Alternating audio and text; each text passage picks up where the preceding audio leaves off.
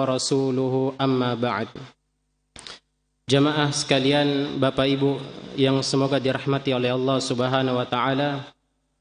Kembali lagi kita berjumpa di tempat yang mulia ini dalam rangka untuk menuntut ilmu agama, yang dimana kata Nabi sallallahu alaihi wasallam, "May yuridillahu bihi khairan yufaqihu fid din." Barang siapa yang Allah kehendaki kebaikan baginya, maka pasti Allah akan memahamkan dia tentang perkara agama. Dan pada waktu yang mulia ini, yaitu waktu turunnya hujan, yang dimana kata Nabi sallallahu alaihi wasallam ada 3 tempat mustajabnya sebuah doa, yaitu ketika perang berkecamuk, ketika waktu iqamah salat, atau yang ketiga ketika waktu turunnya hujan. Kita berdoa kepada Allah Subhanahu wa taala, semoga Allah Subhanahu wa taala memberikan kita hujan yang bermanfaat bagi kehidupan yang ada di muka bumi ini, bukan hujan yang merusak dan merugikan bagi kita.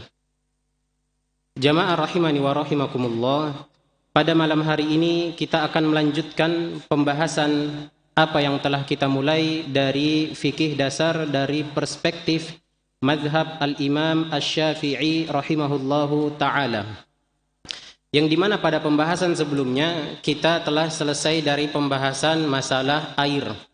Kemudian kita pula telah selesai dalam masalah wudu, baik wudu atau mengangkat hadas dan lain-lain. Adapun mungkin ulun akan lewatkan materi tentang tayammum dan mengangkat najis. Intinya, untuk seseorang melaksanakan tayammum disyaratkan ketika seseorang ingin melaksanakan tayammum disyaratkan tidak adanya air, itu intinya. Tapi jika air masih bisa didapatkan, maka tayammum tidak diperbolehkan. Kemudian syarat lain dari tayammum yaitu masuknya waktu salat. Ini kita sekilas saja. Masuknya waktu salat bagi orang yang ingin melaksanakan tayammum. Jika waktu salat belum masuk, maka tayammum itu tidak diperbolehkan, atau tayammum seseorang itu tidak sah. Contoh, ketika tidak ada air sekarang, entah mungkin kita dalam keadaan apa sehingga kita tidak menemukan air sama sekali. Kemudian kita ingin bertayammum, ternyata waktu Isya belum masuk, maka enggak boleh. Kita tunggu sampai azan Isya baru kita melaksanakan tayammum. Kemudian penyebab lain kita tayammum selain tidak adanya air, boleh bagi seseorang yang mungkin memiliki penyakit, yang dimana mungkin dia divonis untuk tidak boleh bersentuhan dengan air. Maka ini dibolehkan menggunakan debu dengan syarat-syarat yang sama juga. Itu tentang tayammum. Adapun tata cara tayammum itu sangat mudah. Kita mencari debu dengan syarat debu yang bersih. Debu yang bersih dan suci. Bukan debu yang bercampur dengan sesuatu yang suci lain. Contoh, ada debu bercampur dengan gelapung, dengan terigu. Bercampur, itu enggak boleh digunakan. Tapi benar-benar debu murni. Benar-benar debu murni. Kemudian debu itu suci. Tidak ada kotoran-kotoran najis yang bercampur di dalamnya. Ini syarat sebagai dikatakan debu. Kemudian adapun tata cara bertayammum, kata Allah Subhanahu wa taala, "Fa illam tajidu ma", jika kalian tidak menemukan air, fatayammamu sa'idan thayyiba, bertayammumlah dengan debu yang baik. Cara bertayammum yaitu kita melaksanakannya dengan 2 kali tepukan. Dengan 2 kali tepukan di tanah atau debu yang akan kita ambil. Pertama, untuk bertayammum yaitu menggunakan tangan bagian dalam. Kemudian kita tepukan sekali. Jika ini terlihat sangat tebal, kita boleh meniupnya. Kita boleh menipiskannya. Kemudian kita mengusapnya ke wajah. Mengusap ke bagian wajah sebagaimana kita berwudu. Kemudian yang kedua, setelah mengusap ke bagian wajah, kita menepukkan kembali lagi. Jangan yang bekas dari wajah pian pakai lagi untuk tangan. Tapi menggunakan debu yang baru. Pian tepukkan sekali lagi, kemudian pian tiup lagi. Kalau misalnya terlalu tebal, kemudian kita gosokkan ke bagian tangan. Boleh kita menggosokkannya sampai siku. Boleh kita menggosokkannya sampai ke siku atau cukup sampai pergelangan tangan. Selesai. Itu tata cara tayamum untuk orang yang tidak menemukan air. Adapun tayamum, Bapak Ibu rahimani wa rahimakumullah, tayamum cuma bisa digunakan satu kali tayamum untuk satu solat. Jadi misalnya pian tayamum sekarang untuk solat isya. Maka ketika nanti ingin solat subuh, pian harus tayamum lagi. Atau pian solat maghrib, tayamum untuk solat maghrib. Maka ketika solat isya, pian harus tayamum kembali. Berbeda dengan wudu, bisa digunakan untuk beberapa solat selama belum batal. Itu pembahasan singkat mengenai tayamum. Kemudian Bapak Ibu rahimani wa rahimakumullah, adapun pembahasan mandi janabah, pian bisa baca sendiri di materi yang telah kita bagikan. Di situ mandi janabah ada orang yang wajib mandi janabah seperti orang haid, setelah nifas, setelah melahirkan, orang yang wafat, keluarnya air mani, atau orang yang telah melakukan hubungan badan, maka ini wajib baginya untuk mandi wajib. Adapun syaratnya, rukunnya, sunnah-sunnahnya pian bisa baca sendiri. Pembahasan kita pada malam hari ini yaitu masuk ke pembahasan mengenai solat. Pembahasan kedua setelah bersuci yaitu mengenai solat. Untuk solat Bapak Ibu rahimani wa rahimakumullah, ada beberapa pembahasan dalam masalah solat. Yang pertama adalah syarat solat. Syarat solat ini harus ada ditunaikan sebelum solat itu dilaksanakan. Kemudian yang kedua rukun solat, yaitu perbuatan-perbuatan yang wajib kita lakukan di dalam solat. Kemudian yang ketiga ada istilah ab'adun, al-ab'ad. Kalau dikatakan al-ab'ad di dalam mazhab Imam Syafi'i, itu maksudnya adalah sunnah-sunnah muakkadah. Sunnah-sunnah yang ditekankan. Itu istilahnya ab'ad. Kalau dikatakan ab'adus sholah, itu maksudnya sunnah-sunnah muakkadah. Sunnah-sunnah yang ditekankan di dalam solat. Kemudian ada yang ketiga, yang keempat, hayat. Hayat ini adalah sunnah-sunnah ghairu muakkadah. Sunnah-sunnah yang tidak ditekankan. Mungkin suatu saat nanti pian akan ketemu. Ini termasuk hayatus solat. Ini hayatus solat. Apa hayatus solat? Oh, hayatus solat adalah sunnah-sunnah ghairu muakkadah. Sunnah-sunnah yang tidak begitu ditekankan untuk kita lakukan di dalam solat. Itu akan ada pembahasannya. Kemudian yang kelima adalah pembatal-pembatal solat. Dan yang keenam adalah makruhat. Hal-hal yang makruh yang dilakukan di dalam solat. 6 pembahasan ini insya Allah akan kita selesaikan pada malam hari ini. Pertama, di dalam masalah solat, kita membahas terlebih dahulu syarat solat. Kita membahas syarat solat. Bapak Ibu rahimani wa rahimakumullah, syarat solat itu terbagi menjadi 2 bagian. Ulun akan tuliskan di papan tulis.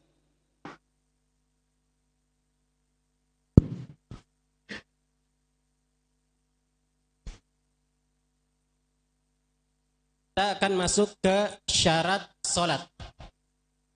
Syarat solat. Syarat solat adalah sebuah perbuatan, sebuah kegiatan yang harus kita penuhi sebelum kita melaksanakan sebuah solat. Syarat solat itu terbagi menjadi 2 bagian. Yang pertama ada istilahnya syarat wajib. Yang kedua ada istilahnya syarat sah. Syarat wajib. Kemudian yang kedua adalah syarat sah. Apa maknanya? Syarat wajib adalah syarat seseorang wajib melaksanakan solat. Syarat seseorang wajib melaksanakan solat. Jika salah satu dari syarat yang ada di dalam sini terpenuhi, maka atau seluruh syaratnya terpenuhi, maka dia dikatakan wajib melaksanakan solat. Atau dia termasuk dalam kategori mukallaf. Mukallaf itu orang yang dikenai beban syariat. Orang yang dikenai beban syariat yang dimana dosa dan pahalanya telah dicatatkan. Kemudian yang kedua ada syarat sah. Syarat sahnya sholat, yaitu syarat yang dikatakan bahwasanya sholat itu telah sah. Jika syarat ini terpenuhi, maka sholat seseorang itu dikatakan sah. Tapi jika sholat ini tidak terpenuhi, syarat ini tidak terpenuhi salah satunya, maka sholatnya dikatakan tidak sah. Yang pertama syarat wajib, yang kedua syarat sah. Sampai sini bisa dibedakan Pak ya, antara syarat wajib dan juga syarat sah.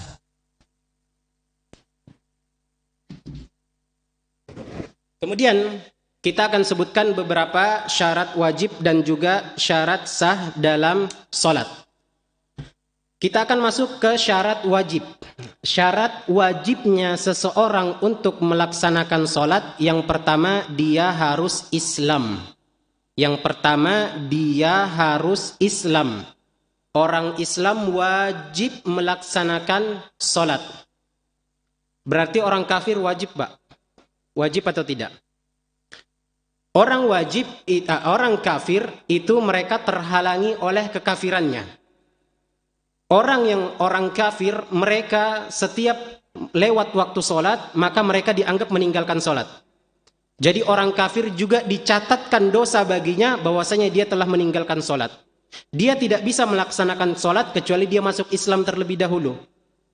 Oleh karenanya orang kafir di hari kiamat nanti, mereka selain diazab dengan kekafiran mereka, mereka juga diazab dengan syariat-syariat yang pernah dia tinggalkan. Seumur hidupnya tidak pernah sholat, maka dia akan diazab dengan dia meninggalkan sholat. Akan tetapi dia tidak bisa melaksanakan sholat kecuali masuk ke dalam Islam. Sekalipun dia melaksanakan sholat, maka sholatnya tidak sah. Islam merupakan syarat sah dan juga syarat wajib. Jadi Islam masuk kedua tempat. Dia termasuk syarat wajib dan juga syarat sah. Ketika seseorang sudah syarat wajib, dia wajib Islam. Dan syarat sahnya, dia juga harus Islam. Jelas Pak ya? Kemudian yang kedua adalah balik.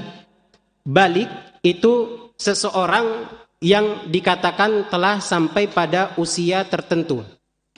Di dalam madhab al-Imam Asy-Syafi'i, usia dikatakan balik biasanya sekitaran 9 tahun.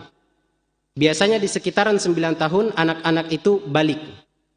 Dan batas dari balik itu adalah 15 tahun.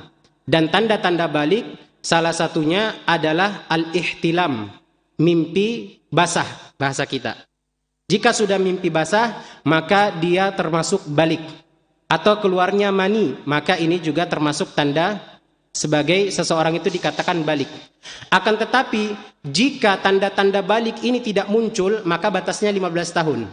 Jika melewati 15 tahun tanda ini tidak muncul, maka dia sudah dikatakan balik. Karena batas akhir dari balik itu adalah 15 tahun. Kemudian yang ketiga adalah berakal. Berakal di sini maksudnya bukan orang gila atau bukan orang yang mabuk, bukan yang orang kehilangan kesadaran. Ini makna dari berakal. Kemudian yang keempat adalah suci dari haid dan nifas. Ini sudah tentu. Harus suci dari haid, suci dari nifas, maka seseorang itu dikatakan wajib untuk melaksanakan sholat. Akan tetapi orang yang haid itu tidak wajib melaksanakan sholat dan tidak wajib pula mengulangnya. Akan tetapi orang junub, bagaimana orang junub? Orang junub wajib melaksanakan sholat. Kenapa? Karena junub itu sebuah pilihan. Sedangkan haid itu bukan pilihan. Haid itu kebiasaan yang terus datang. Kita nggak bisa mengiranya, kita tidak bisa mencegahnya. Berbeda dengan junub, kita bisa mencegahnya, kita bisa melakukannya sesuai kehendak kita. Kemudian yang kelima adalah sampainya dakwah kepada orang tersebut. Jika misal ada orang yang belum sampai dakwah kepadanya, tidak sampai dakwah, misalnya dia tinggal di pedalaman hutan yang memang belum tersentuh syariat, belum tersentuh yang namanya Islam di dalam sana, maka orang seperti ini tidak wajib melaksanakan sholat. Maksudnya tidak wajib bagaimana? Orang ini tidak dituliskan dosa baginya. Orang yang di dalam hutan, memang dakwah itu nggak pernah sampai ke dalam situ. Dia memang benar-benar 0% pengetahuannya dalam masalah agama, maka orang ini tidak wajib melaksanakan sholat. Berbeda misalnya dia pernah ketemu atau pernah mengetahui tentang Islam, bahwasanya ada agama demikian yang diturunkan, diwajibkan sholat demikian, maka dia wajib melaksanakan sholat. Dia tidak lagi dikatakan tidak berdosa, dia berdosa jika meninggalkannya. Kemudian yang terakhir, syarat wajib yaitu sehat indranya. Indra yang dimana yang dimaksud? Yaitu pendengaran dan penglihatan. Pendengaran dan penglihatan hilang secara bersamaan. Tapi kalau pendengarannya aja, penglihatannya ada, maka dia wajib sholat. Atau penglihatannya tidak ada, hilang buta, akan tetapi dia bisa mendengar, maka dia wajib sholat. Akan tetapi jika dia pendengarannya hilang dan juga penglihatannya hilang, maka dia tidak wajib melaksanakan sholat. Karena bagaimana mungkin dia bisa mengetahui sebuah syariat jika pendengaran saja dia tidak bisa mendengarnya, melihat saja dia tidak bisa, maka dia tidak wajib sholat. Karena mustahil sampai baginya sebuah nasihat, sebuah perkataan, sebuah arahan, itu mustahil bagi orang yang kehilangan dua ini secara bersamaan. Ulun ulang, syarat wajib seseorang melaksanakan sholat, yang pertama adalah dia Islam, yang kedua dia baligh, yang ketiga dia berakal, yang keempat dia suci dari haid dan nifas, yang kelima sampai dakwah kepadanya, telah sampai Islam kepadanya, dan yang keenam sehat indranya. Indra yang dimaksud adalah pendengaran dan penglihatan. Jika hilang salah satunya, maka dia tetap wajib sholat. Akan tetapi jika hilang kedua-duanya secara bersamaan, maka dia tidak wajib melaksanakan sholat. Sampai sini jelas Pak ya? Untuk syarat wajib. Syarat wajib ini wajib ada sebelum seseorang melaksanakan sholat. Kemudian kita masuk ke dalam syarat sah. Kapan sholat seseorang itu dikatakan sah? Yang pertama, dia Islam. Sama dengan ulun katakan, Islam itu masuk di syarat wajib dan syarat sah. Dia beragama Islam. Kemudian yang kedua, orang ini tamyiz, berakal dan tamyiz. Tamyiz itu bisa membedakan hal yang baik dan buruk. Dan dia juga berakal. Orang yang tidak berakal, maka sholatnya tidak sah. Sekalipun dia telah mencapai masa balik, maka jika dia tidak berakal, maka sholatnya tidak bisa dikatakan sah. Contoh orang mabuk. Orang mabuk, orang yang kehilangan akalnya. Jika dia sholat dalam keadaan mabuk, maka sholatnya tidak sah. Sekalipun dia sampai dalam masa balik. Jelas Pak ya? Kemudian yang ketiga, dia suci dari hadas besar dan hadas kecil. Hadas besar yang mewajibkan dia mandi, hadas kecil yang mewajibkan dia untuk berwudu. Ini jelas insyaallah. Kemudian yang keempat, suci dari kotoran. Suci dari kotoran maksudnya bagaimana? Suci dari kotoran yaitu seseorang yang bersih kotoran dari badannya, dari pakaiannya, dan dari tempat sholatnya. Contoh, misal ada seseorang yang ingin sholat. Dia sudah memenuhi seluruh syarat sah dan syarat wajib.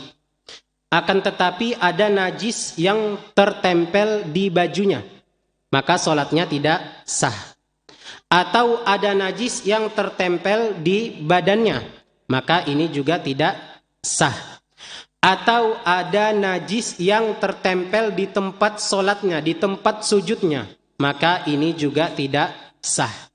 Jadi seseorang ketika sholat hendaknya benar-benar memperhatikan tiga hal ini, yaitu pakaian, kemudian badan, kemudian tempat untuk sholat. Jika tiga ini bersih, maka dia dikatakan bersih dari najis, bersih dari kotoran. Kemudian yang keempat, dia menutup aurat. Menutup aurat. Aurat laki-laki batasnya sampai mana? Aurat laki-laki itu min surrah, dari pusat sampai kedua lutut. Antara pusat sampai kedua lutut itu adalah aurat laki-laki. Dada bukan aurat bagi laki-laki. Seseorang yang sholat dalam keadaan dadanya terbuka, sholatnya sah. Akan tetapi tidak pantas. Kurang pantas, tidak beradab kita katakan. Seseorang sholat seperti itu dalam keadaan dia mampu menutup seluruh auratnya. Atau mampu menutup seluruh badannya. Beda memang orang yang mungkin dia tidak mampu menutup seluruh badannya, maka boleh atau pantas kita katakan dia sholat seperti itu dan sholatnya sah. Jadi batas aurat laki-laki antara pusat sampai kedua lutut. Jika terbuka antara pusat sampai kedua lutut, maka sholatnya tidak sah. Adapun aurat wanita, kata Nabi SAW, setiap bagian inci dari wanita itu aurat, kecuali tangan dan wajah. Kecuali tangan dan wajah. Kecuali bagian tangan sini sampai pergelangan, ini bukan aurat. Kemudian bagian wajah. Bagian wajah dari wanita itu bukan aurat. Artinya seorang wanita ketika melaksanakan sholat, dia boleh membuka pergelangan tangannya atau tangannya dan juga boleh membuka wajahnya. Akan tetapi meskipun tangan dan wajah itu boleh dibuka oleh wanita, bukan berarti itu halal untuk dilihat laki-laki yang bukan mahram. Itu tetap haram dilihat bagi seorang laki-laki. Sekalipun itu diperbolehkan untuk ditampakkan. Ini harus kita bedakan. Kemudian yang kelima yaitu mengetahui masuknya waktu sholat. Jika seseorang tidak mengetahui apakah ini sudah waktu sholat atau belum, maka sholatnya tidak sah. Dia harus benar-benar memastikan bahwasanya telah masuk waktu sholat. Bukan mengira-ngira. Bagaimana cara kita mengetahui masuknya waktu sholat? Insya Allah akan kita bahas nanti waktu sholat. Anggapannya kita tidak memiliki jam, kita tidak memiliki alarm, kita tidak memiliki Google. Bagaimana cara kita mengetahui waktu sholat? Insya Allah akan kita jelaskan. Kemudian menghadap kiblat. Seseorang ketika sholat sudah tentu wajib menghadap kiblat. Akan tetapi menghadap kiblat di sini bukan berarti harus benar-benar pas dengan Ka'bah 100%, tidak. Misalnya Ka'bah berada di arah utara, maka kita cukup menghadap ke arah utara, bukan ke arah barat atau arah timur. Sekalipun dia tidak pas, serong sedikit, maka itu tidak bermasalah, itu tidak mengapa. Karena sangat sulit bagi kita untuk benar-benar mempaskan posisi kita itu benar-benar menghadap Ka'bah atau tidak. Jelas sampai sini Pak ya? Itu menghadap kiblat. Kemudian mengetahui bahwasanya sholat itu wajib. Orang yang beranggapan sholat itu tidak wajib, ketika dia sholat, sholatnya tidak sah. Dia harus mengetahui, meyakini, mengimani bahwasanya sholat 5 waktu itu wajib. Kemudian tidak meyakini salah satu rukun sholat sebagai sunnah. Jika misalnya dia meyakini ruku itu sunnah, ruku itu nggak apa-apa ditinggalkan, maka sholatnya tidak sah.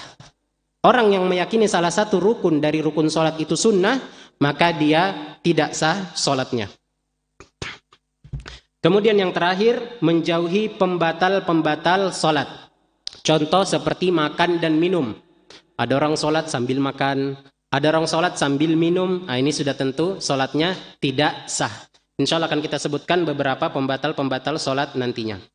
Sekarang kita masuk pada waktu sholat. Waktu sholat. Anggap kita tidak memiliki jam seperti yang ulun sebutkan tadi. Bagaimana caranya kita ingin mengetahui waktu sholat? Yang pertama, di dalam mazhab al-Imam Asy-Syafi'i ketika membahas waktu sholat yang pertama kali dibahas adalah sholat zuhur. Sholat zuhur. Kenapa bukan sholat subuh? Karena sholat zuhur merupakan sholat yang pertama kali Nabi, atau sholat yang paling pertama kali Jibril ajarkan kepada Nabi SAW. Nabi pertama kali diajarkan mengenai sholat zuhur. Maka dalam mazhab ini dimulai dengan sholat zuhur, kita mempelajarinya. Ulun akan sebutkan secara ringkas. Zuhur, asar, maghrib, isya, dan subuh. Zuhur, kapan dikatakan waktu zuhur itu memasuki? Kapan dikatakan waktu zuhur itu telah masuk? Yang pertama yaitu tergelincirnya matahari, di mana arah dari sebuah bayangan benda itu telah tergelincir dari arah terbitnya. Kemudian akhir dari waktu sholat yaitu di mana ukuran bayangan dan tongkat itu sama panjangnya. Paham Pak? Kurang. Ulun akan tuliskan. Kita masuk ke dalam waktu sholat zuhur.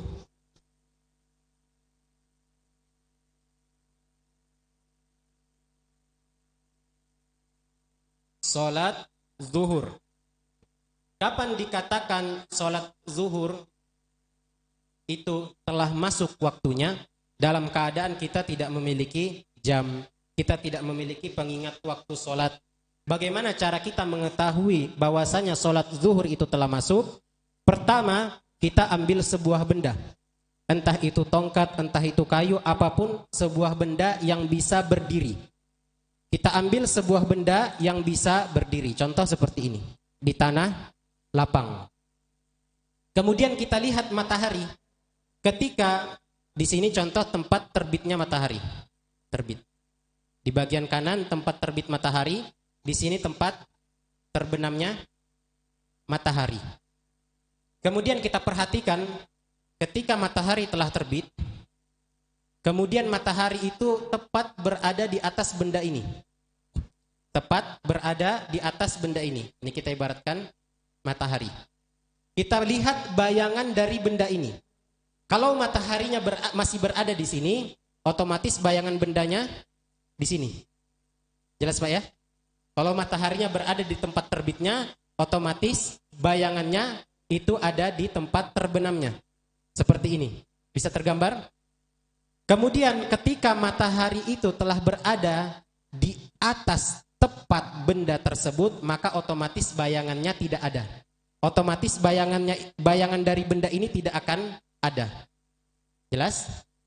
Ketika ini matahari berada tepat di titik benda ini, maka ini dinamakan zawal, yaitu tepat di atas benda ini.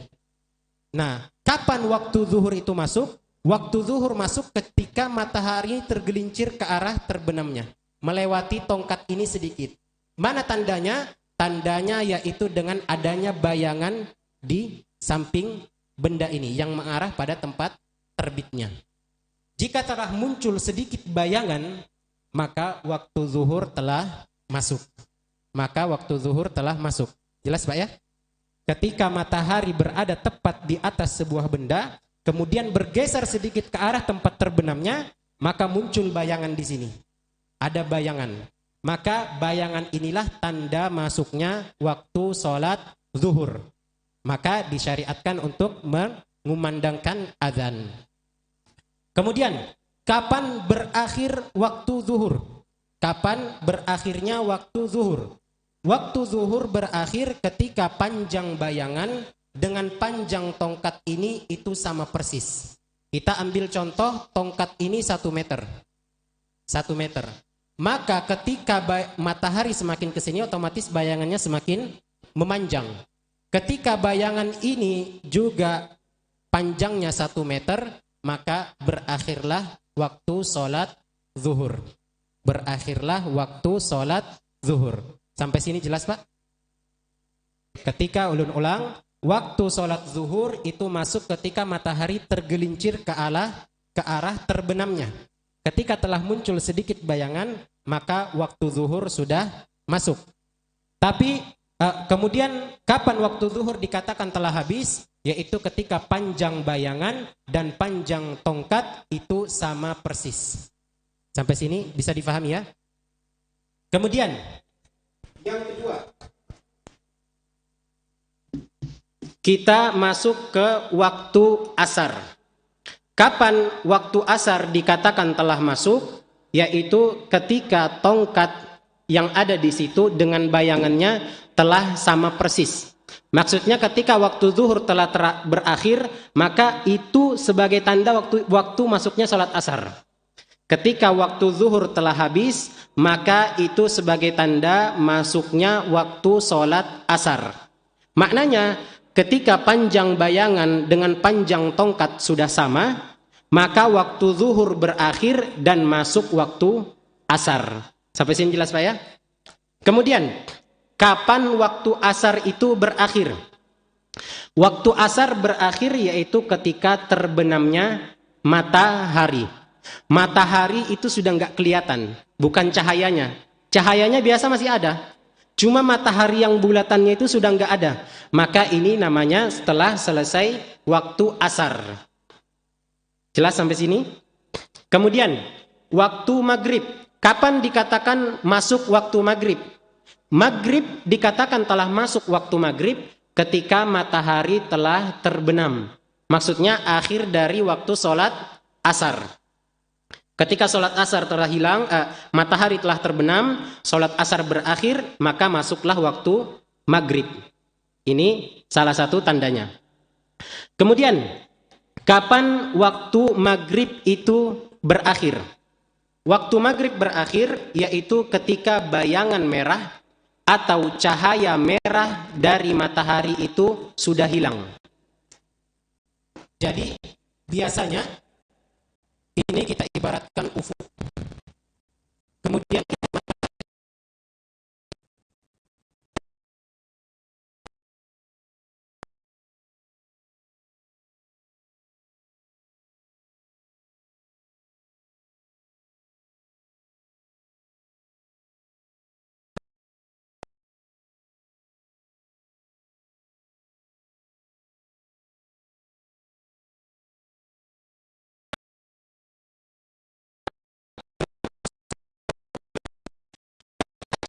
ini telah benar-benar hilang, cahaya merah dari awan, dari langit, dari matahari ini sudah hilang, maka itu pertanda berakhirnya waktu maghrib. Jelas Pak ya? Ketika cahaya ini telah hilang, langit benar-benar sudah gelap, maka itu pertanda sholat zuhur telah selesai waktunya. Bisa dipahami ya? Sholat maghrib telah selesai waktunya.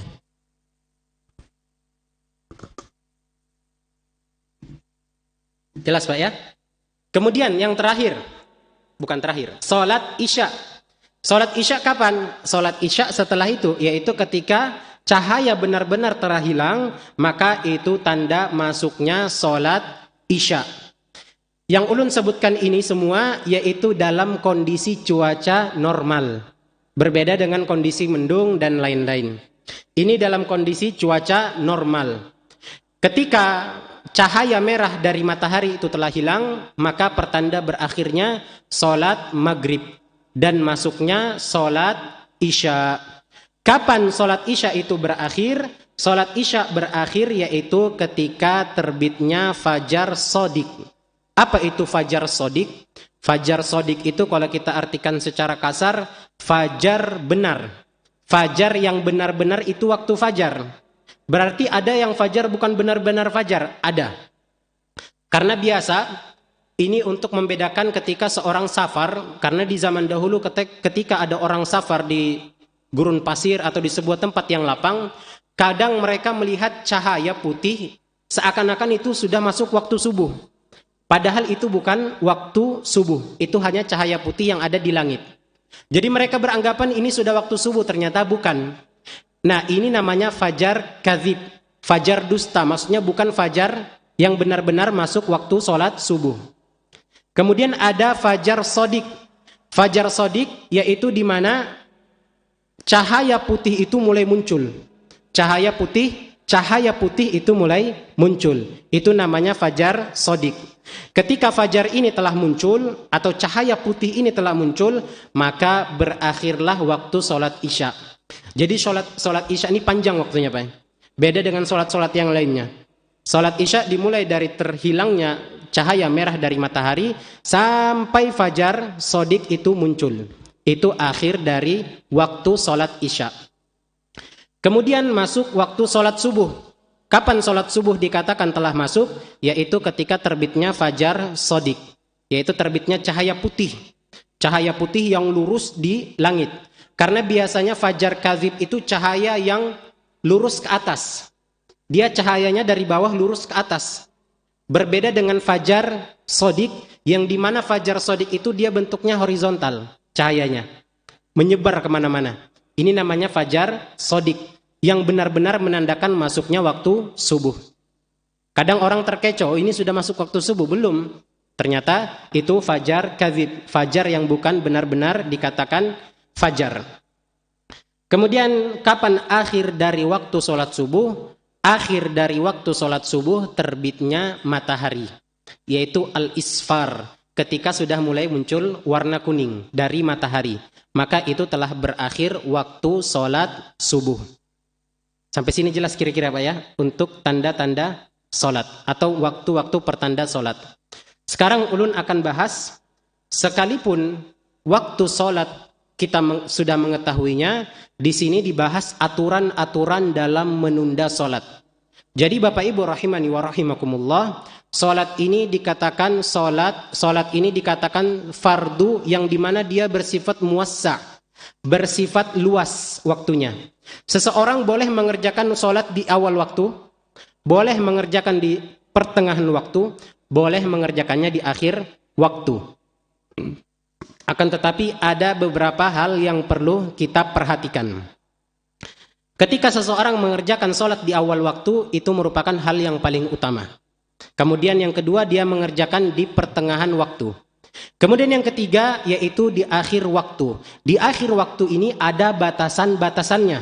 Ketika seseorang melewati akhir dari batasan menunda sholat, maka dia berdosa.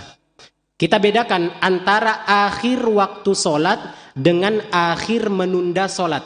Ada akhirnya.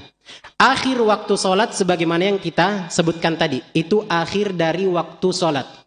Akan tetapi akhir dari menunda sholat itu ada lagi. Ketika seseorang menunda sholat, ini loh akhirnya. Akhirnya sampai sini aja. Nggak boleh lewat. Kalau lewat dari sini maka dia berdosa.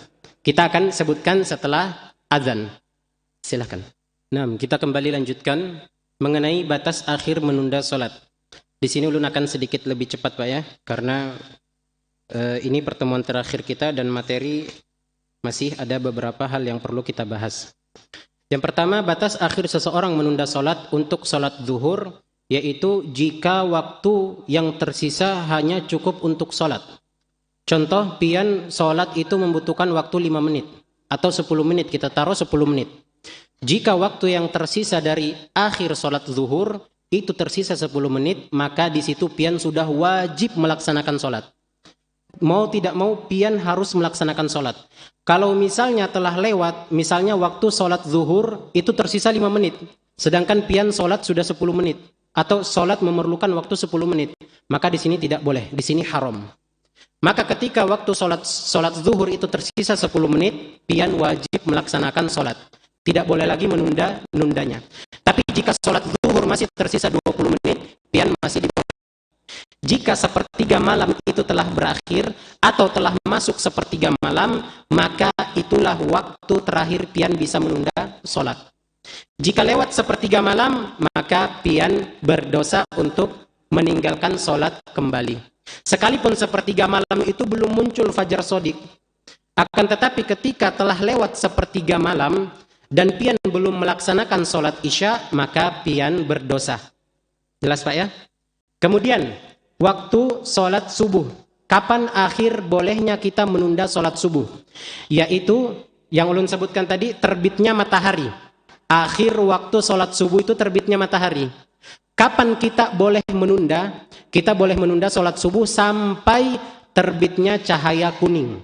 Bukan mataharinya muncul, tapi cahaya kuning dari matahari itu muncul, maka itulah batas akhir kita bisa menunda sholat subuh.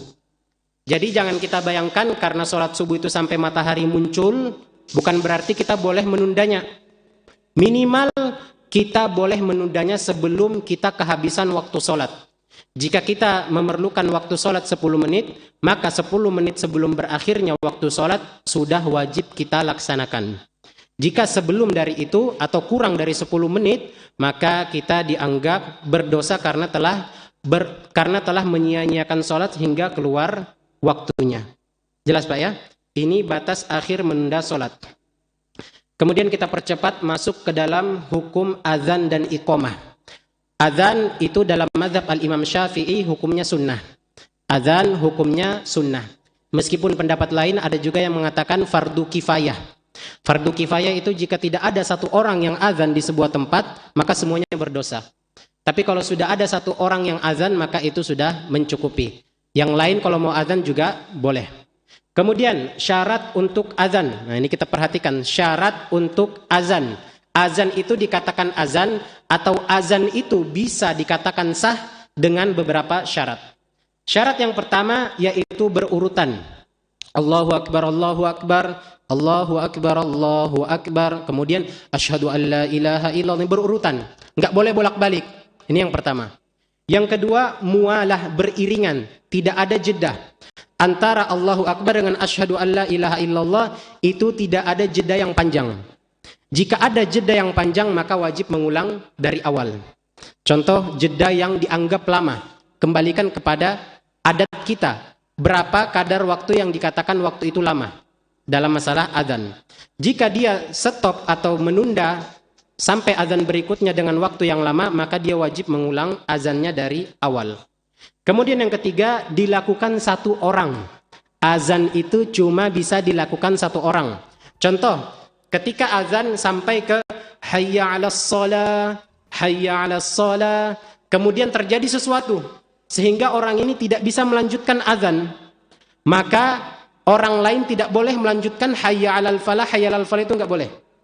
Tapi kalau ada orang lain ingin menggantikannya, maka dia wajib mengulang dari pertama, dari Allahu Akbar. Kemudian masuknya waktu sholat, kecuali sholat subuh. Masuk waktu sholat itu syarat dari azan. Ketika belum masuk waktu sholat, maka tidak boleh seseorang melaksanakan azan, kecuali sholat subuh, yaitu azan pertama untuk membangunkan orang-orang, itu dibolehkan. Contoh di sepertiga malam atau 30 menit sebelum subuh, maka itu diperbolehkan azan. Kemudian yang kelima itu adalah terdengar. Jika azan itu tidak terdengar, maka ini tidak dikatakan sebagai azan. Di sini ada perincian, jika dia azan untuk dirinya sendiri, maka dia boleh melirihkan suaranya. Contoh sholat sendiri kemudian azan sendiri. Boleh dia melirihkan Allahu Akbar, Allahu Akbar, yang dimana hanya terdengar untuk dia saja. Akan tetapi jika dia azan untuk orang banyak di masjid, maka wajib terdengar. Kemudian selanjutnya dia berniat untuk azan. Maksudnya dia dalam mengumandangkan azan, dia benar-benar berniat ingin mengumandangkan azan. Apa contohnya yang tidak berniat mengumandangkan azan? Contoh, ada anak kecil yang dimana anak kecil ini dalam masa latihan azan. Dalam masa latihan azan. Masuk waktu sholat isya, dikatakan, ya udah kamu latihan aja. Karena kamu latihan, kamu yang azan. Kemudian dia azan dalam rangka latihan aja, maka azan itu tidak sah. Harus azan dari awal yang dimana niatnya memang ingin mengumandangkan sholat. Jelas Pak ya? Kemudian tidak ada jeda yang lama antara iqamah dan sholat. Iqamah yaitu setelah azan, ketika ada jeda, misalnya setelah iqamah, la ilaha illallah, kemudian sholat belum ditegakkan sampai waktu yang lama, maka iqamah wajib diulang kembali. Iqamah wajib diulang kembali. Tidak boleh ada jeda yang lama antara iqamah dan sholat. Ini syarat-syarat yang harus dipenuhi. Kemudian sunnah dalam azan. Sunnah dalam azan yang pertama adalah tartil, yaitu dia tenang, bacanya pelan-pelan, mengumandangkannya pelan-pelan. Jangan Allahu Akbar, Allahu Akbar, Allahu Akbar, Allahu Akbar. Jangan cepat. Tapi ini cuma sunnah. Sunnahnya itu tartil. Sedangkan dalam masalah iqamah itu disunnahkan cepat. Kalau azan disunnahkan tartil, perlahan-lahan. Sedangkan dalam iqamah disunnahkan cepat. Kemudian sunnahnya yang kemudian adalah berdiri. Seseorang itu dalam azan atau iqamah disunnahkan berdiri. Kalau azan duduk gimana? Boleh. Akan tetapi yang lebih utama adalah seseorang itu berdiri. Kemudian masuk ke bab muazin. Muazin, apa syarat orang muazin? Orang yang mengumandangkan azan. Apa syaratnya? Pertama, dia muslim. Orang kafir enggak boleh azan. Kalau orang kafir azan, maka azannya enggak dianggap. Kemudian dia tamyiz, anak-anak yang bisa membedakan antara baik dan buruk. Anak-anak yang sudah bisa membedakan antara baik dan buruk. Jika anak kecil yang belum mengerti apa-apa disuruh azan, maka azannya tidak sah. Kemudian dia seorang laki-laki dalam masjid misalnya. Kemudian sunnah untuk muadzin, orangnya orang yang adil, bukan adil, tapi adil.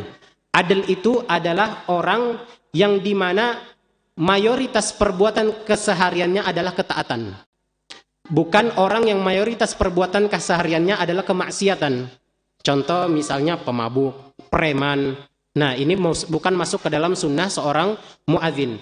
Kemudian dia bersuara lantang agar didengar orang-orang. Kan tapi kita sekarang sudah tidak perlu keras-keras lagi karena ada metode mikrofon dan sebagainya. Kemudian dia bersuara merdu. Ini salah satu sunnah untuk muadzin. Kemudian kita masuk ke dalam masalah sholat. Ulun minta 10 menit ya. Ulun minta 10 menit untuk kita menyelesaikan masalah sholat. Pertama, rukun sholat. Rukun sholat yaitu rukun yang wajib kita tunaikan di dalam sholat. Perbuatan yang wajib kita lakukan di dalam sholat. Yang pertama adalah niat. Niat dalam sholat itu hukumnya wajib. Bagi seseorang yang tidak berniat di dalam sholat, maka sholatnya tidak sah. Emang ada orang sholat tidak berniat? Ada. Pernah ada kejadian, dia baru bangun tidur, mendengar azan. Kemudian dia lari, dia ikut sholat. Dalam keadaan dia tidak paham, ini sholat apa? Sholat maghrib kah sholat isya? Dia nggak tahu sholat apa, dia belum berniat. Ingin sholat maghrib atau ingin sholat isya? Pokoknya dia Allahu Akbar. Setelah selesai sholat isya, baru dia tahu, oh ini ternyata sholat isya. Maka dia mengulang sholatnya. Karena dia belum berniat.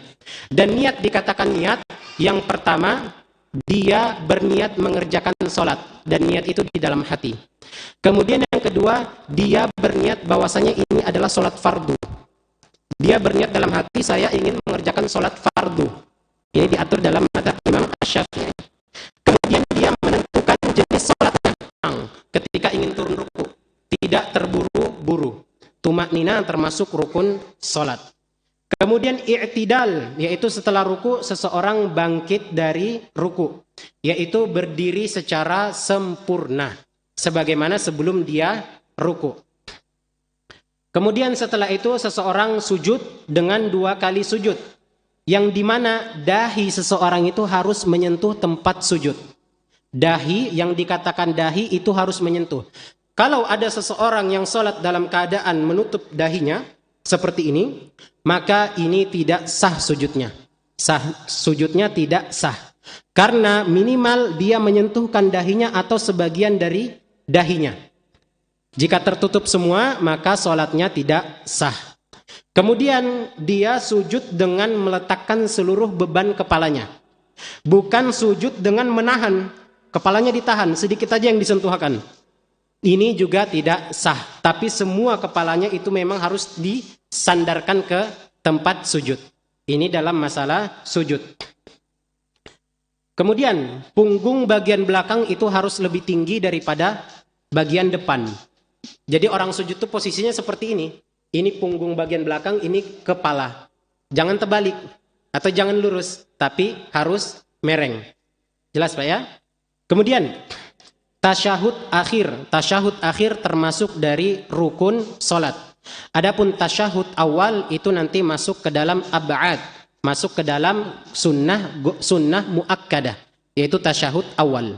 Tasyahud akhir minimal seseorang itu membaca at-tahiyatu lillah, salamun alaika ayyuhan nabiyyu wa rahmatullahi wa barakatuh, salamun alaina wa ala ibadillahi salihin, asyhadu an la ilaha illallah wa asyhadu anna muhammadar rasulullah.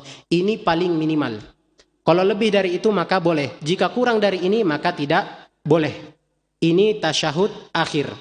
Kemudian duduk tasyahud akhir. Yang duduk dengan tasyahud akhir itu dengan tawarruk, yaitu dengan kaki bagian kiri itu di posisinya berada di bawah. Bukan diduduki tapi berada di dalam, di bawah. Itu posisi dalam duduk tasyahud akhir. Kemudian berurutan, ini sudah jelas harus berurutan. Jangan sujud dulu baru ruku.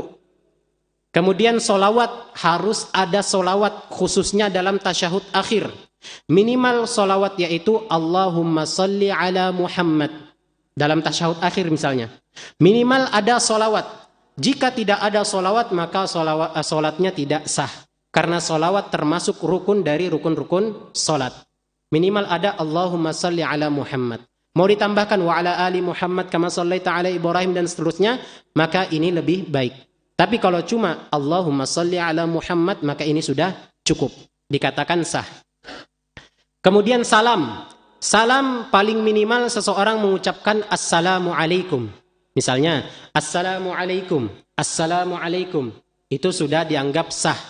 Tapi jika tidak mengatakan apa-apa, itu tidak dikatakan sebagai salam. Jelas Pak ya? Kemudian ulun akan bacakan sunnah-sunnah yang muakkadah di dalam solat menurut perspektif madhab Imam Syafi'i. Yang pertama, sunnah muakkadah dalam solat menurut perspektif madhab Imam Asy-Syafi'i adalah kunut dalam solat subuh. Kunut dalam solat subuh merupakan sunnah muakkadah yang sangat ditekankan. Sekali lagi kita ingatkan di bagian pertama kali kita memulai pengajian ini, yaitu tidak boleh fanatik dalam masalah mazhab. Kalau pian memandang kunut subuh itu bukan bagian dari sunnah solat, maka pian boleh keluar dari permasalahan ini. Yang tidak boleh itu pian menyeru dan mengatakan orang wajib ikut ini. Karena solat kunut subuh itu merupakan pendapat ijtihadiyat. Ijtihad. Ijtihad itu yaitu usaha seseorang untuk menemukan sebuah hukum. Kunut subuh ada dalilnya. Yang tidak kunut subuh ada dalilnya. Akan tetapi ini permasalahan ijtihad. Ketika muncul permasalahan ijtihad, itu muncul dua cabang. Yang pertama bersifat zon, yang kedua lawan dari zon. Apa itu zon? Zon itu suatu keyakinan yang dimana kita berkeyakinan kuat. Ini kita menggeser sedikit ya. Untuk memberi pemahaman aja. Dalam masalah ijtihad, yaitu seseorang mengamalkan apa yang dia anggap kuat. Kalau seseorang menganggap amalan ini itu kuat, maka dia wajib mengamalkan itu. Tapi jika dia meyakini ini tidak kuat, maka dia boleh meninggalkannya dan tidak boleh mengamalkannya.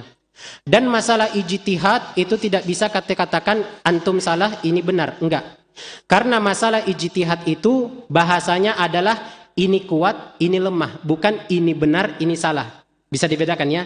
Ini kuat menurut saya. Ini benar ini lemah menurut saya. Bukan ini pasti benar, ini pasti salah.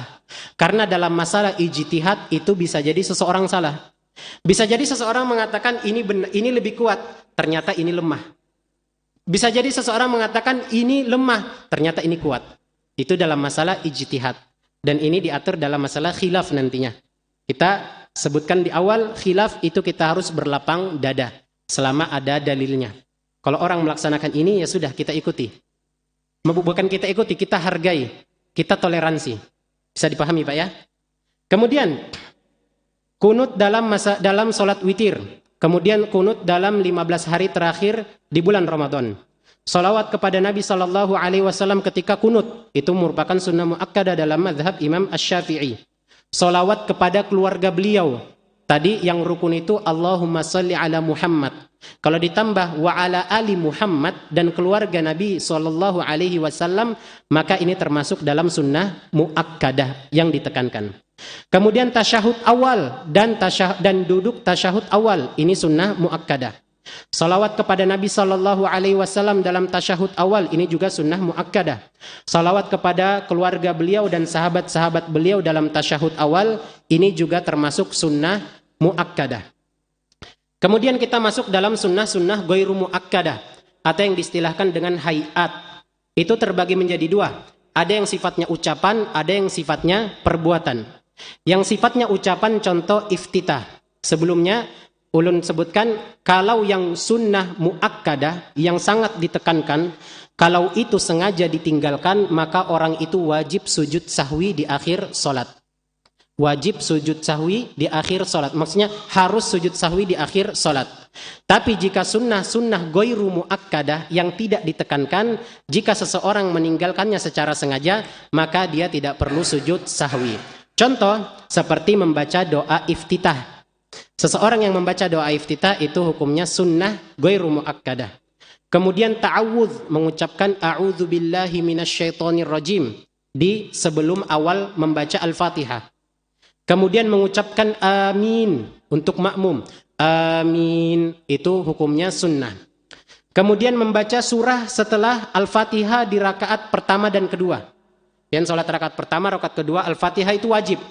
Tapi untuk surah-surah pendek setelahnya bagi makmum itu sunnah. Kemudian sir dan jahar pada tempatnya. Contoh sholat maghrib itu harus jahar. Sholat zuhur itu harus sir, suaranya pelan. Maka ini sunnah. Jelas ya? Kemudian takbir intiqal, yaitu takbir dalam perpindahan rukun satu ke rukun yang lainnya. Contoh pian dari sujud menuju duduk di antara dua sujud. Itu ada takbir. Allahu Akbar. Ini namanya takbir intiqal. Dan ini hukumnya sunnah ghairu muakkadah. Kemudian kita masuk ke masalah perbuatan, yaitu mengangkat kedua tangan ketika takbiratul ihram. Ketika takbiratul ihram itu sunnah dalam mengangkat tangan. Tapi mengucapkan Allahu Akbar itu hukumnya rukun. Itu termasuk rukun salat. Kemudian mengangkat kedua tangan ketika ruku, mengangkat kedua tangan ketika bangkit dari ruku, dan mengangkat kedua tangan ketika berdiri dari tasyahud awal, ingin menuju ke rakaat yang ketiga. Maka ini disunnahkan untuk mengangkat tangan. Contoh seseorang sholat mengatakan apa? Mengatakan seperti itu dalam sholatnya. Apa? Maka sholatnya batal. Hah? Sholatnya batal. Iya, maka sholatnya batal. Ketika seseorang berbicara sekalipun dua huruf. Kemudian berbicara dengan 4 kalimat sekalipun tidak disengaja. Dengan 4 kalimat, bukan 4 huruf, 4 kalimat dalam keadaan sekalipun dia tidak sengaja, maka sholatnya batal. Contoh, seseorang mengatakan, ketika sholat, kemudian dia diajak bicara, kemudian dibicara, iya, aku akan ke sana. Iya, aku akan ke sana. Maka sholatnya batal. Sholatnya batal. Kemudian banyak bergerak selain gerakan sholat secara berurutan tanpa adanya jeda, sekalipun tidak disengaja. Sekalipun tidak disengaja. Contoh, seseorang sholat, kemudian banyak gerak. Sini, kemudian ke sini, kemudian ke sini, kemudian ke sini, ke sini, ke sini, ke sini, maka sholatnya batal. Dan di dalam mazhab Imam Asy-Syafi'i diatur, jika tidak sengaja atau sengaja 3 kali lebih, maka sholatnya batal. Sholatnya batal. Kemudian, menambah rukun sholat secara sengaja. Contoh, sujud itu 2 kali. Dia tambah 3 kali. Sekali sujud, sekali sujud. Dia tahu sudah 2 kali, tambah lagi 1. Maka sholatnya batal. Makan dan minum secara sengaja, maka ini tentu batal. Tersingkapnya aurat dengan sengaja dan mengetahui kalau terbuka tanpa sengaja kemudian langsung menutupnya, maka tidak mengapa. Jika seseorang di dalam sholat misalnya tersingkap bajunya, kelihatan auratnya, ketika dia langsung menutup, maka sholatnya tetap sah. Tapi jika tersingkap auratnya kemudian dia biarkan sampai telah selesai sholat dalam keadaan dia mengetahuinya, maka sholatnya tidak sah, dia wajib mengulangnya kembali. Kemudian terjadinya hadas kecil atau hadas besar, buang angin atau buang air, maka ini sudah otomatis sholatnya tidak sah. Terkena najis, seseorang terkena najis. Contoh, seseorang ketika sholat terkena najis, maka sholatnya tidak sah, dia wajib mengulang sholatnya. Dan contoh yang sering, yang mungkin gampang kita temukan dalam masalah najis, yaitu seperti kotoran cicak. Kotoran cicak, khilaf para ulama. Yang dikhilafkan adalah cicak ini mengalir tidak darahnya. Sebagian ulama, kalau dalam mazhab Imam Syafi'i, mengatakan cicak tidak mengalir darahnya. Akan tetapi mayoritas pendapat ulama mengatakan cicak itu darah yang mengalir. Jadi seseorang ketika sholat, kejatuhan kotoran cicak, kemudian dia tahu ketika sholat atau dia tahu ketika sholat, maka sholatnya wajib diulang. Jelas Pak ya? Kemudian dia merubah niat atau ingin membatalkan sholat atau ragu dalam niat. Nah ini penting. Seseorang contoh misalnya ketika sholat, dia berniat ingin membatalkan sholat. Aku akan membatalkan sholat ketika sudah ruku. Maka saat itu juga sholatnya tidak sah. Atau contoh seseorang ketika sholat dalam rumah, kemudian dia sudah berniat dalam hati, kalau ada orang yang mengetuk pintu, aku batalkan sholatku. Maka saat itu juga sholatnya batal sekalipun tidak ada orang yang mengetuk pintu. Karena dia sudah berniat dari awal ingin membatalkan sholatnya. Di mana niat itu harus benar-benar kokoh dari awal sampai akhir sholat. Ini wajib diperhatikan. Kemudian mengubah arah kiblat dengan dada bukan dengan wajah. Maksudnya arah kiblat itu kita mengubahnya dengan badan kita. Contoh kiblatnya sini kita ubah sengaja, yang bukan kiblat. Maka sholatnya tidak sah. Berbeda dengan wajah seperti ini, maka ini tidak mengapa.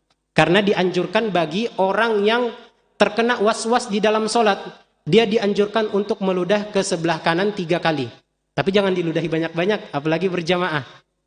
Tapi meludah dengan sedikit aja. Itu mengubah arah kiblat, tapi wajah. Dan ini tidak mengapa. Tapi kalau sudah mengubah arah kiblat dengan dada, maka ini membatalkan sholat. Kemudian murtad, ini sudah jelas kita berlindung kepada Allah dari ini. Kemudian tertawa dalam sholat. Tertawa dalam sholat. Bagaimana batas tertawa? Tertawa itu ketika terdengar suara. Ketika sudah terdengar suara atau kelihatan giginya. Misalnya orang sholat, kemudian ketawa. Nah, itu batal sholatnya. Itu batal sholatnya.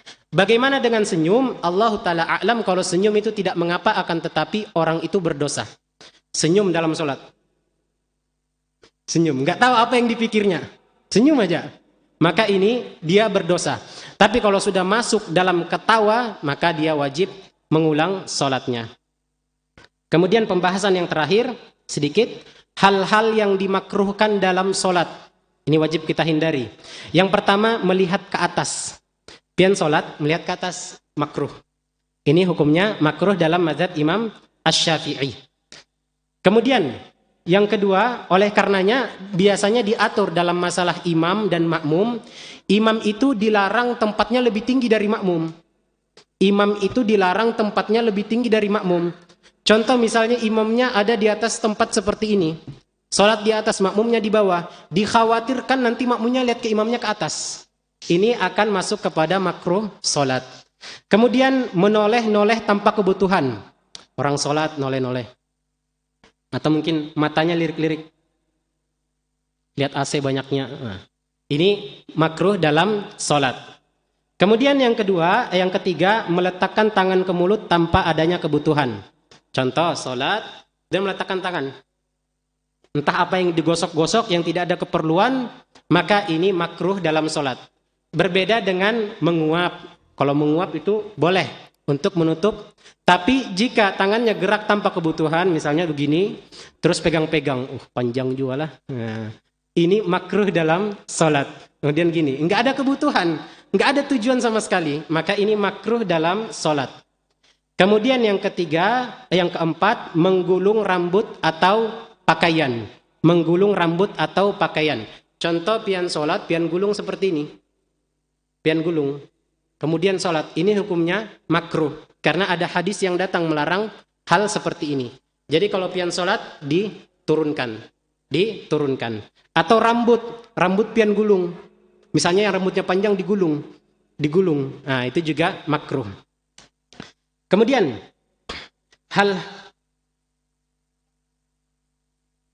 celana sama Pak. Pakaian, baju, dan celana. Itu termasuk dalam pakaian. Kemudian, sholat dalam keadaan menahan buang air besar atau buang air kecil. Atau menahan buang angin atau telah tersajinya sebuah makanan di mana dia dalam keadaan lapar. Contoh, seseorang ingin sholat isya, tapi dia hendak bekami. Kemudian dia ikut sholat, maka itu makruh baginya. Makruh baginya. Dianjurkan untuk menunaikannya terlebih dahulu. Atau dia ingin buang angin, maka dianjurkan dia menunaikannya terlebih dahulu. Atau makanan telah tersaji, dalam keadaan ini sudah lapar-laparnya, maka dia wajib makan dulu. Bukan wajib, dia disunahkan untuk makan terlebih dahulu. Kalau dia sholat dalam keadaan lapar, takutnya dia akan berpikiran tentang makanan aja. Lain berpikir tentang sholat lagi.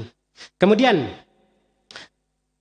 sholat di jalanan karena bisa mengganggu khusyuan. Nah, sholat di jalan itu hukumnya juga makruh. Sholat di jalan itu hukumnya makruh. Kemudian sholat di tempat maksiat. Sholat di tempat maksiat sekalipun saat itu tidak terjadi kemaksiatan. Contoh, seseorang sholat di klub malam. Di klub malam seseorang sholat, maka itu hukumnya makruh. Meskipun klub malamnya udah tutup dia tetap sholat di situ. Ini juga hukumnya makruh. Terlebih-lebih lagi, parah lagi orang sholat di gereja. Ini lebih parah lagi daripada tempat maksiat. Soalnya gereja bukan maksiat lagi, tapi masuk ke dalam kesyirikan. Tempat untuk berbuat kesyirikan. Inilah hal-hal makruh di dalam sholat. Allahu Ta'ala a'lam. Mungkin ini yang bisa ulun sampaikan pada pembahasan kita pada kali ini. Ulun ucapkan jazakumullahu khairan. Semoga ilmu yang telah kita dapatkan dan telah kita dengarkan bermanfaat untuk kita dan kita amalkan. Ucapkan jazakumullahu